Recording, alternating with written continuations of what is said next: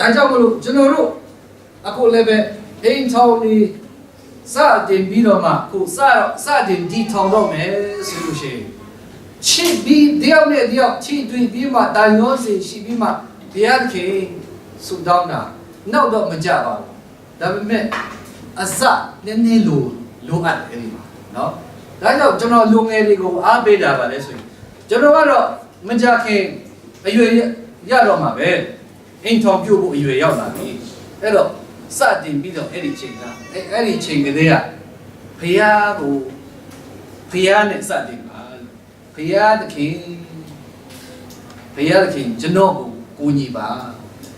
ကျွန်တော်အတွက်လိုအပ်တဲ့အိမ်ထောင်ကိုဘုရားခင်ပြင်ဆင်ပေးပါ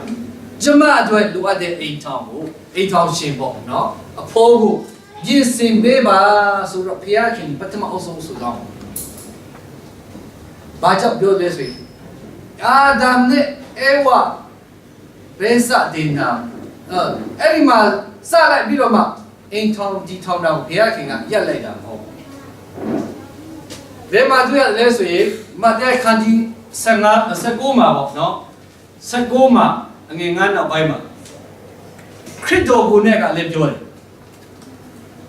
ဘုရားခင်တဘိုးတင်တဲ့အရာကိုလူမခွဲခွာစေနဲ့လို့ပြောတယ်ခရစ်တော်တဲ့တော်ထင်ရှားစေတော့အကြည့်ပေါ့ဒီထောင်လာခဲ့တဲ့အိမ်ထောင်တွေကဘုရားခင်တဘိုးတင်တာဘုရားခင်အဲ့ဒီချိန်တော့လည်းဘာဝင်တယ်လို့ပြောတယ်အဲ့ဒီမတိုင်ခင် prophet မာလာခိကဘာပြောခဲ့တယ်လဲဆိုလို့ရှိရင်အပြူလိုပြူဒီသစ္စာမပြတ်ပါနဲ့ခင်ဗျားတို့အသက်အရွယ်ပြိုစင်မှာယူထားတဲ့မိန်းမတွေပေါ်မှာသစ္စာရှိပါယောက်ျားတွေပေါ်မှာသစ္စာရှိပါအိမ်ထောင်မကွဲပါနဲ့ဘာကြောင့်လဲဆိုတော့အခုလည်းပဲမင်းတို့ရဲ့အိမ်ထောင်မှာဘုရားခင်ကတက်တဲ့အဖြစ်ရက်ဒီနေလို့ရှိတယ်လို့ပြောပါတယ်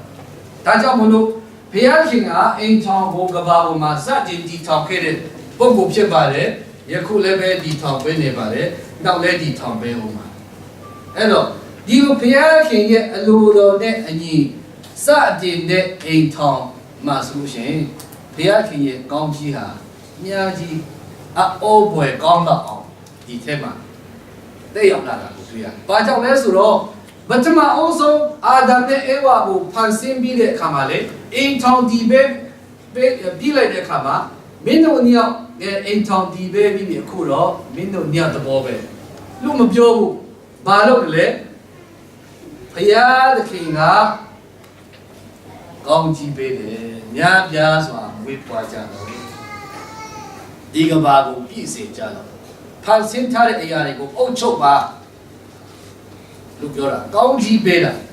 အဲ့တော့ဘုရားခင်ဒီထောင်ပေးပြီးပြီဆိုရင်ဒီနဲ့လည်းပဲအိမ်ထောင်တိုင်းမှာဘုရားရဲ့ကောင်းကြီးဟာဒီလိုပဲအခုလည်းပဲပေးနေတာပဲအိမ်ထောင်တစ်ခုနဲ့တစ်ခုတော့မတူဘူးနော်အိမ်ထောင်တစ်ခုနဲ့တစ်ခုကမတူဘူးဘုရားကသိတယ်ဒီအိမ်ထောင်ကဘာလို့လဲဆိုတာဘုရားကသိတယ်ဒီဖက်အိမ်ထောင်ဘာလို့လဲဆိုတာဘုရားကသိတယ်တချို့အိမ်ထောင်တွေမှာလေတာသမီတအားထုံကားအခုမခုံကံပါလေအိုးမခုံကံပုံစားတို့မိသားစုထဲမှာဆိုတာသမီ73ယောက်ရှိတယ်73ယောက်စလုံးကိုလည်းပဲတက်ရှိနေတာပျော်ပျော်ပါပဲမိသားစုပျော်ပျော်ရွှင်ရွှင်ပဲတချို့အိမ်ထောင်တွေမှာဆိုလို့ရှိရင်ဒါသမီးဟာမရဘူးဖြစ်ဒါပေမဲ့ဒါသမီးမရလို့ကောင်းကြီးကလုံးဝပလာဘူးလားဆိုရင်မဟုတ်ဘူးဗျတခြားကောင်းကြီးတွေလားတခြားကောင်းကြီးတွေလားဘာပဲလို့အောင်မြင်တာလေဟိုစက်ပြူရဲလုပ်တယ်ဆိုရင်လည်းအောင်မြင်တယ်အနောက်ရှက်မရှိဘဲနဲ့ဒါပဲဖြစ်စီစီလုပ်နေတာဟုတ်ဒါသမီးကြီးအနောက်ရှက်မပေးဘဲနဲ့လုပ်တဲ့ခါကျတော့ဇီးပွားရေးလည်းပဲဖြစ်စီစီလုပ်နိုင်တယ်ဟိုစက်ပြူရဲဆိုရင်လည်းဒီတိုင်းပဲတခြားကန္တာတွေမှာလည်းဒီလိုလုပ်နိုင်တဲ့ခါကျတော့ဒါအောင်မြင်နေတာကိုတွေ့ရတယ်တချို့မိသားစုတွေကဆင်းရဲတယ်ဒါမဲ့ညာကတော့ဒါအချက်တလားမမင်းနဲ့နော်တချို့မိသားစုကလေးတွေမှာလေညာထက်တာ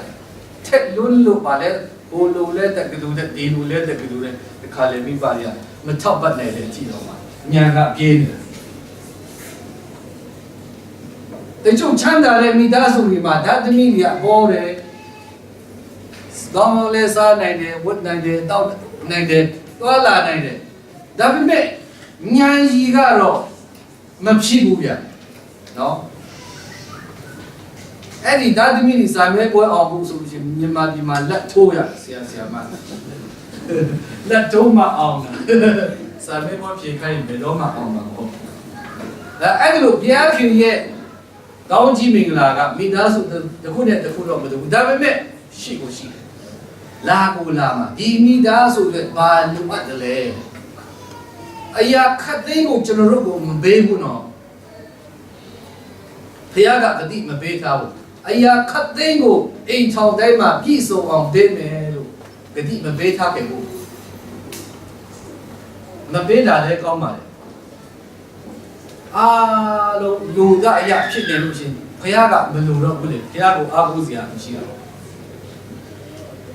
နောက်တစ်ချက်ကဘာပြောစရာရှိလဲဆိုရှင်ဒီကဘာကကောင်းကင်နိုင်ငံမဟုတ်ဘူးလေမပြည့်စုံတဲ့နေရာလေ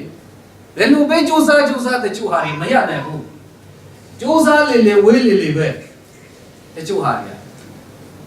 ကကဘာပေါ်မှာဒီကဘာခြုံရွေးပြီးသားပဲနော်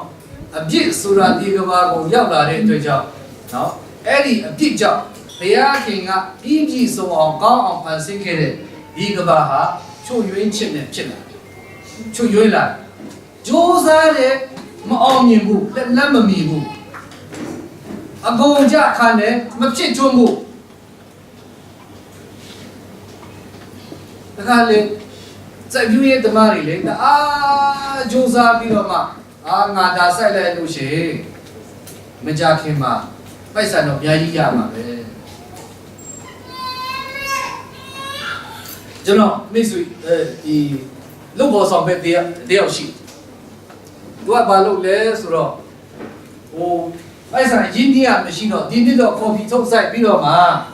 ရတာလဲကိုကျွန်တော်တို့အရင်းနှီးလုပ်ပြီးတော့မှတခြားတစ်ခုခုစီးပွားရေးလုပ်ပဲပေါ့အဲ့တော့ကော်ဖီထုတ်ကိုအလုံး2000ကြော်ပေါ့ဒါအပင်2000ကြော်အဲ့လိုစိုက်ထားတယ်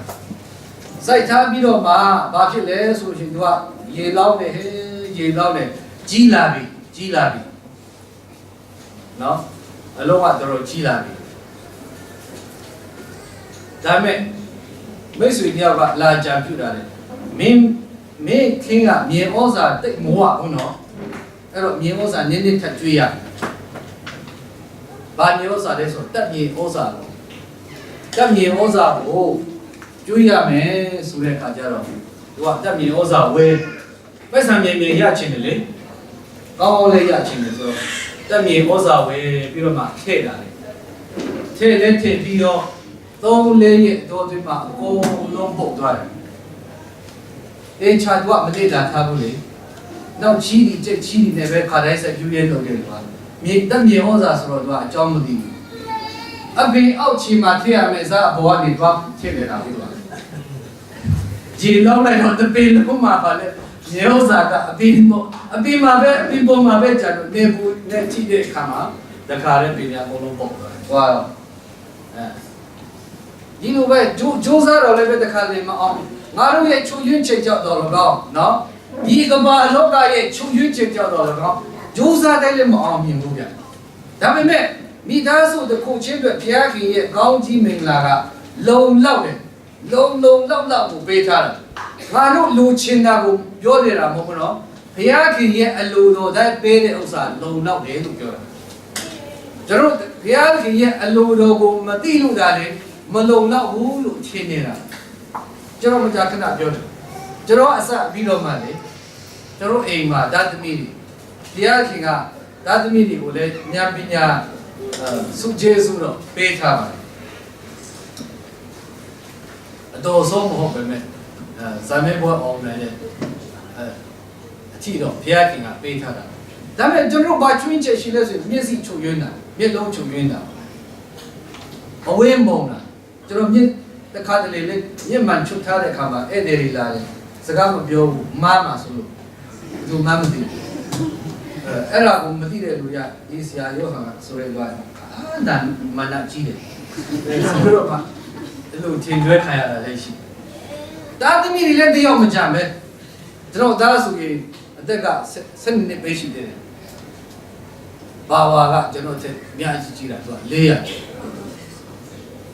ဒါချုံရည်တယ်ဒါပေမဲ့ဖះကအကောင်းကြီးပေးထားတာတခြားအရာရှိတယ်လေမြင့်မှန်တက်လို့ရတယ်လေပြဿနာမရှိဘူးဒါကိုထည့်မတွက်ဘူးဖះကကောင်းကြီးပေးထားတဲ့ခါလေးရေတွက်ကြည့်လိုက်လို့ရှိရင်အများကြီးပဲကျွန်တော်သားကိုလေဒီ3နှစ်ထဲမှာ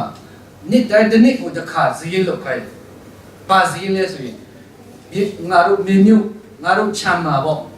ဇာပင်ဒီဘယ်နှပင်ရှိလဲဘယ်နှမျိုးရှိတယ်လဲဘုရားကပေးထားတာနော်ငါတို့မဝယ်ရဘူးဘယ်နှပင်ရှိလဲဇီးလောက်ပါဆိုတော့သူကဇီးလောက်တယ်တချို့နာမည်တွေမသိဘူးနာမည်ကိုလည်းပြောပြဇီးလောက်ခိုင်းဇီးလောက်ခိုင်းဘာကိုပေါ်လို့စေချင်လို့လဲဆိုရင်ဘုရားကငါတို့မိသားစုကိုဘယ်လောက်ထိဒီပိုက်ဆံနဲ့ဝယ်စရာမလိုပဲနဲ့ငါတို့ဘယ်လောက်ထိငါတို့ပေးထားတယ်ဆိုတာသူသိအောင်သဘောပေါက်ဇီးလုံးကြည့်တဲ့အခါမှာအမြဲတမ်း80ကျော်ရောက်ဖို့ရလို့သိပါတယ်တအားကြေတာမဟုတ်ဘူး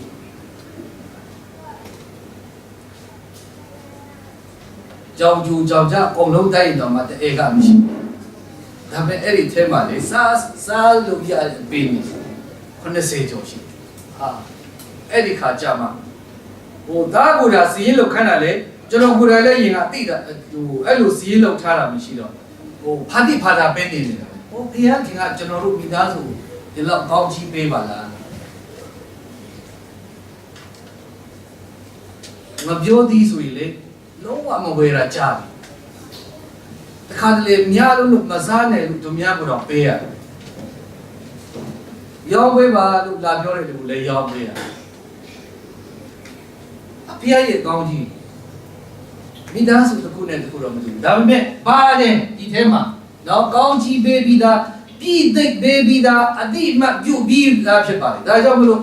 ပထမအောင်ဆုံးဘုရားခင်ကအိမ်ထောင်ကိုဒီထောင်လဲဆိုတာစတင်ချမ်းစီတာလည်းဘုရားခင်ပဲအိမ်ထောင်ဖြစ်လာအောင်ပေါင်းတင်ခိုင်းတာလည်းပဲဘုရားခင်ပဲပြီးတော့မှဒီအိမ်ထောင်ကိုဘုရားကကောင်းချီးပေးတယ်အတိအမှတ်ပြုတာနော်အိမ်ထောင်ကိုလည်းပဲစီးလုံးစေတာကျွန်တော်တို့အမဒါဝန်တာစီယာအချက်ကပါလဲဆိုရင်မင်းတို့အိမ်ထောင်အဲ့ဒီမှာပဲမင်းတို့မြောက်ပဲနေပါမပြောဘူးဘုရားကငါမင်းတို့နဲ့အတူရှိပဲလို့ပြောပြီးတော့အိမ်ထောင်မှာသူကိုယ်တိုင်ပါဝင်နေတာဖြစ်ပါတယ်ဘုရားကဒီထောင်တဲ့အိမ်ထောင်မျိုးอ่ะအခုလည်းပဲကျွန်တော်တို့နဲ့အတူကျွန်တော်တို့အိမ်ထောင်တွေနဲ့အတူဘုရားကပါဝင်နေတာတခါတည်းတတိမထားမိနော်